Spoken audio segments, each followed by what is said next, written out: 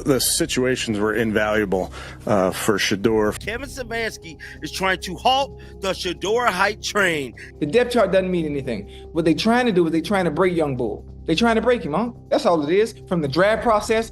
Hello, it's your favorite sports thunk here. Don't forget to hit that subscribe button to join the fastest growing community on YouTube. Remember, Nightcap doesn't happen without you. So please subscribe or you're going to make Ocho cry. Kevin Stefanski just confirmed he's still not ready to give Shedeur Sanders the starting job in 2025, and Browns fans are furious. He's an accurate thrower, doesn't have a huge arm, moves okay, and when he's got to make big throws in the red zone, he's pretty damn good at it. That's my take. Yours. Despite Sanders' electric preseason debut with pinpoint accuracy and poise, the coach is holding the rookie back. Now, Stefanski's own words have ignited a firestorm that could split Cleveland's quarterback room wide open. And his stardom and what comes with the aura of Shedeur, he can't control that. No. He can't control that. A lot of people are looking at him in a way where it's like, well, what is Shedeur going to do? Oh, he threw an interception today. Let's be real. Shedeur Sanders didn't just play well in his preseason debut. He made the Browns' QB decision look like a no-brainer. No first-team reps, no second-team reps, and still, he walked onto that field and owned it. 14 completions on 23 throws, 138 yards, 2 touchdowns, and not a single turnover. You can't fake that. And remember, those numbers weren't racked up against backups. He was carving up the Panthers' first-team defense. Looking, Sanders winding up, he's got him in, touchdown! And no, it wasn't just mop-up duty. He ripped those throws against real first-team looks. That's starter-on-starter proof, not preseason fluff. Snag for the local kid and a Browns first down. What a moment for both quarterback and receiver on that one. What a throw by Shedeur Sanders, doing a great job. And here's the kicker. Stefanski's own play calling didn't exactly hand him easy outs. Red zone tests, nailed them. Third and longs, calm and collected. Backed up inside their own 10, didn't blink. The guy ran wide zone, tight zone, gap schemes, quick screens, play action shots. You name it, he handled it. That's not rookie flashes. That's a quarterback showing he's already NFL ready. We were not giving this kid the reps or some reps. I know we have a lot of quarterbacks on this football team, but to give all those guys reps and not give this kid any reps, I'm saying, what the hell are we doing over there? What's going on? And then think about it. We pretty much just threw him into the fire. So, if Sanders can do all that with the third and fourth string, what's stopping him from doing even more with actual starters? Because right now, the only thing holding him back isn't the defense. It's his own head coach. Their first defense. Yep. And look how he performed. Look how he handled himself, just like you said. I mean, some insiders even believe Stefanski expected Shedeur to struggle, maybe to justify keeping him buried on the depth chart. Instead, the rookie flipped the script. And yet, after all that, Kevin Stefanski still isn't ready to hand him the job. In his press conference, he talked about standards for the position, ball security, and decision-making. He admitted Sanders' accuracy is definitely one of his strengths, but quickly shifted to things he can clean up. Gonna put him down for a little bit here. We'll treat it. And let's be honest, his delivery said even more than the words. Flat tone, tight body language, zero juice. It felt like a coach checking boxes, not a coach excited about the best performance his rookie has put on tape. There's a way to continue to prepare, continue to get better, even when you're not getting those reps because of injury. And here's the part fans keep whispering. This didn't feel like his pick. The chatter in Cleveland has been that ownership loved Shedeur, not the coaching staff. If that's true, it explains the cold shoulder, politics before production. We got to see how he does today and gets through. So not ready to say for sure. Here's what that really means. Stefanski is keeping the door cracked, but he's not opening it. He's praising the operation and the process while making it clear that, in his mind, Shedeur still has something to prove. Now, it isn't about talent anymore. It's about whether the head coach is willing to let that talent take over.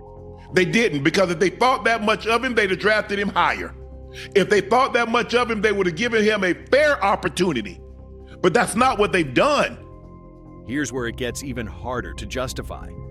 Dylan Gabriel's camp numbers don't just lag behind, they fall off a cliff. In one spotlight session, he completed just 11 of 22 throws. On day 8, 3 completions out of 14 attempts, with 11 balls nowhere near the target. That's not a bad day. That's a pattern. Shedeur is going to have to rely on his faith, because at this time, that's all he has. And yet, Gabriel's still getting the reps and the benefit of the doubt. Meanwhile, the guy who just delivered in a real NFL game is standing on the sideline. If this is truly a competition, it's one where the scoreboard's being ignored. Is outplaying Dylan Gabriel. Yeah, I agree. I've been seeing some of that. I've been seeing a lot of it too. And let's kill the elephant in the room. When you carry 4 or 5 quarterbacks, you really have none. The room's overcrowded, the reps are diluted, and the best guy gets buried under evaluation. It's 3/4 of football, but everything you said he can't do, he just did. Matter of fact, he just did what we already saw him do at Jackson State. He just did what we saw him do at Colorado. The media isn't buying Stefanski's approach, and neither are former players. Some people flat out question the logic. If Sanders can produce against NFL defenses, why keep him behind a quarterback who's struggling in practice? He pointed out that rookies need time to grow, but that's true for Gabriel too. So why not give the reps to the one actually performing? And here's the irony. Stefanski's supposed to be a quarterback guru. 2 playoff appearances with the Browns, but now he's slow playing the one QB who could take him further.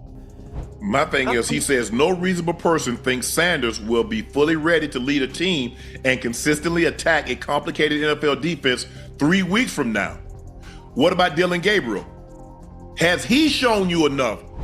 Some analysts went even harder, reminding everyone that Shedeur has been proving doubters wrong since Jackson State in Colorado. He hammered the fact that Sanders succeeded in his debut without first-team support and asked the question every Browns fan is thinking. If he can do that with backups, what could he do with starters? And guys, if you're loving this breakdown and want the unfiltered truth on NFL drama like this every single week, smash that subscribe button right now. Hit the bell so you don't miss the next update, because trust me, this Browns QB saga is only getting messier from here. Wait. I mean, clearly they don't feel that confident, because if they thought Shedeur was going to be able to go. So, inside the building, the word is the Browns don't think Shedeur is ready to handle complex NFL defenses. But here's the contradiction. Gabriel hasn't shown he can handle them either. Stefanski's own comments focus on operational standards and learning from mistakes, which sounds more like long-term development talk than a merit-based competition.